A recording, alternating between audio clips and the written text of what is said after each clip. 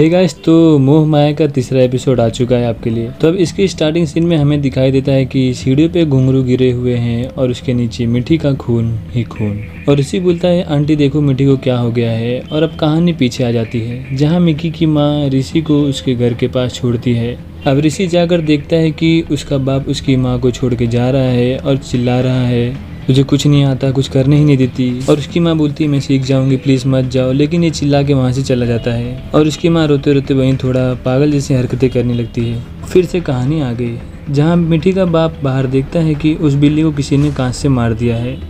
अब ये घर आता है तो ऋषि वायलिन बजा रहा था और अरुणा जी उसमें ही खोई थी। जब अरुणा जी को पता चलता है कि वो बिल्ला मर गया है तो वो रोने लगती हैं, पूछती हैं कैसे हो गया ये।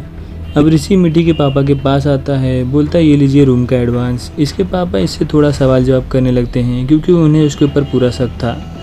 तभी अरुणा जी चाय लेकर आती हैं तो ये बोलते हैं आंटी आपकी साड़ी रेडी हो गई है, आके देख लीजिए।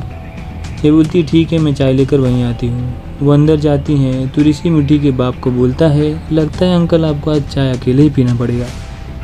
क्योंकि स्वपन कुमार भी नहीं है तो इनको शक और गहरा हो जाता है, वो बिल्ले का नाम था। फिर अंकल जी जाके अपनी बीवी को बोलते हैं लेकिन अरुणा जी कुछ सुनने को तैयार नहीं थी। अब यहाँ अरुणा जी इसके कमरे में साड़ी देख रही थी। ऋषि बोलता है माँ की साड़ी का बॉर्डर आपकी साड़ी में लगा दिया। अरुणा जी इसकी तारीफ भी करती हैं। और एक बार फिर पीछे आ जाओ गाइस क्योंकि स्टोरी पीछे आ गई थी जहाँ ऋषि की माँ रो रही थी। ऋषि उनके पास जाता है लेकिन वो पागल जैसी धीरे धीरे पगला रही थी। ये जाके मिकी की माँ यानी अरुणा जी को फ़ोन करता है लेकिन कुछ बोलता ही नहीं तो वो फ़ोन रख देती हैं। और उसकी माँ भाग के इसके पास आ रही थी तो टोरिंग की आवाज़ आ रही थी। और यहाँ भी टोरिंग की आवाज़ आती है क्योंकि इसकी माँ की टोरिंग मिठी ने पहन लिया था क्योंकि अंकल ने आंटी को पहनने के लिए मना कर दिया था। मिठी इसको पसंद करती थी। कुछ देर में मिठी अपनी माँ पे चिल्ला रही थी कि आपको कुछ ध्यान है मेरे और पापा का, पापा भी चले गए सुबह ही सुबह।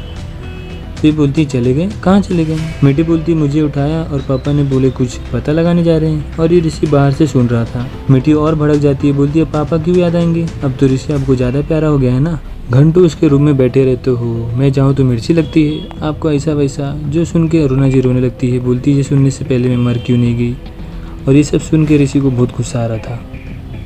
और सीन पीछे आ जाता है जहाँ उसकी माँ आके बोलती है किसको कॉल लगा रहा है तू भी मुझे छोड़ के चला जाएगा ना तेरे बाप की तरह, तेरी भी बहुत सारी गर्लफ्रेंड है ना।